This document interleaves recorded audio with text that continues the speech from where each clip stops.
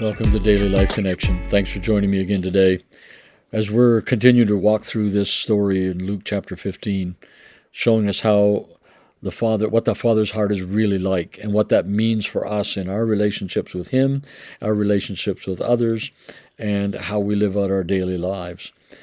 You know, this part of the story that we're into right now, talking about the elder brother, it is not near as joyful, is it? There's a darkness to it. There's a sadness to it. And I think Jesus wanted us to see that, to catch how sad it is when we live in this performance-based concept of Christianity or being religious or righteous. And we get caught up in that, and it brings so many toxic, terrible things into our lives and into the lives of those around us. But we do need to walk through it, don't we? Because we need to let it speak into our hearts as well. So today I want to focus on the verse right at the very end when the father says to the elder brother, to his son, he says, "Son, you have been here with me. You've always been with me. And all I have is yours." But yet, that ought to be a grand celebrational truth, shouldn't it? Like, oh, you're right, Father. You're right. I've been right here with you the whole time. What a blessing. What a joy that has been. And all that you have is mine. You've given me access to everything. You see, the elder brother should have been living in such abundance and such life to the full, but he wasn't. He was living with that resentment and bitterness and anger and just frustration in his life. There was no joy in it at all. What a sad thing when the father says to him, you've been right here with me, but you haven't been enjoying me or the farm or the kingdom. What I think he's saying is, you need to understand you are in, but you've never lived like it. You remember a few days ago we talked about the bounded and centered communities.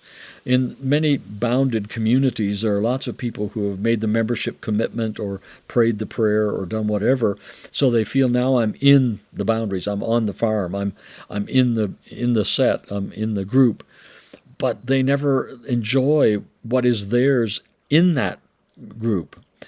And that's the dilemma of this older brother. Is he's on the farm.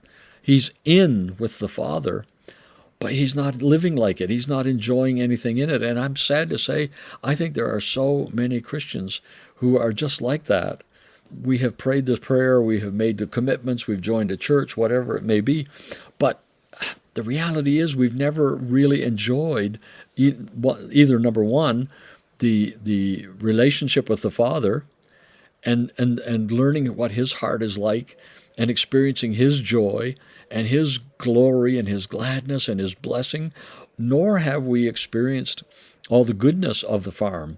We've not experienced all the blessings that are ours in Christ, And I think it goes back to, in Colossians chapter 1, or in Philippians 1, it talks about He has qualified you for your inheritance. He's qualified you. Or, Ephesians 1, He has blessed us in the heavenly realms with every spiritual blessing because we're united with Christ, the NLT says.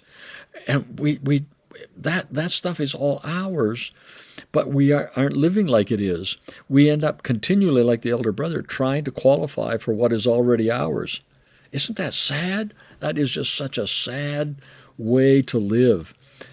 But yet I see so many Christians who are like that. They're in the church, they're in the kingdom, they're in, the body of believers, but man, there's no joy in their life, there's no life in their life, there is no glory in their life, there's no joy in their life.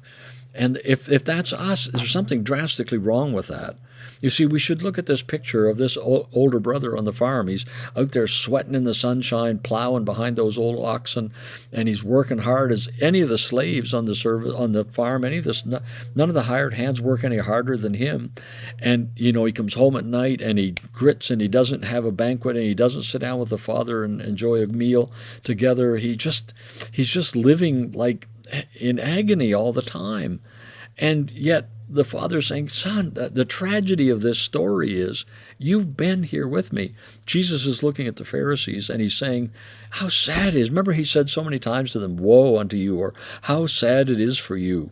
How sad it is for you that you're on the farm, you're in the kingdom, you're in the family, but you're under the covenant, but you're not enjoying me, and you're not enjoying the blessings of this kingdom. And you're always trying to get something that you already have but never use. That's just so sad. If I was in a family and they had a garage full of motorcycles, a whole bunch of beautiful motorcycles and some fancy cars and just, all that beautiful horses down in the stables, but I never took one out, I never rode one, I would have, my life would be no better than the person that wasn't in that family. Do I understand? And so I look at that and I think there are many people out there in our world who look at people in the church and go, "You're no happier than me. Why would I want what you've got?" And I think we need to stop and really think about that and hear the Father saying, "You're already in. You're already in the family. Everything I have is already yours. Go ahead and enjoy it. Go ahead and get to know me. You don't stop working so hard to qualify yourself for everything I've already given you." Well, it's good news, really, to know what is ours, and that when we read the scriptures, when we begin to see this and we begin to read the scriptures, saying, "I want to find out what's mine today. I want to find out what the Father has, so that I can enjoy it too." Then it becomes a whole new way of reading the scriptures, doesn't it? Well, I trust this has helped you today. It certainly speaks into my heart. We'll talk again tomorrow.